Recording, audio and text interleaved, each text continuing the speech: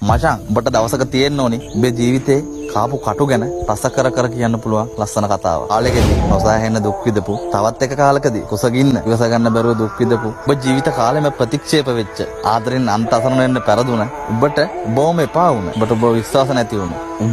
ඔබ විශ්වාස කරන්න පටන් ගත්ත කාලයක්. ඔබේ හීන වෙනුවෙන් නිදි මරාගෙන වෙහෙසුණු දවස් මේ ඔක්කොම අවසානයේ ඔබ කට්ට කාපු ඒ කතාව අහන් ඉන්න මිනිස්සු පිරිසක් බවට ඒදී මම මාර කට්ටක් ගෑවේ මෙතනට එන්න කියලා. ඉතින් සතුටු වෙන්න පුළුවන්. ඒ වෙනකන් මහන්සිලා වැඩ කරන්න ඕනේ. මේක කරන්න බැරි දෙයක් නෑ. ඔබට උත්සාහයයි කැපවීමයි කරේ තියෙන්නේ. හැමෝටම හදවතින් සුබ පතනවා මම. හීන වෙනුවෙන් වැඩ කරන හැම එකෙක්ටම උතුරන් හරියන්න ඕනේ. හදවතින් ආදරේ. ජය වේවා. වැටි බඩ ගන්න කාලේ නැගිටින්න අත දෙන්න බැරි මිනිස්සු. හයියෙන් දුරකට අපුඩි ගහන්න ඕනේ.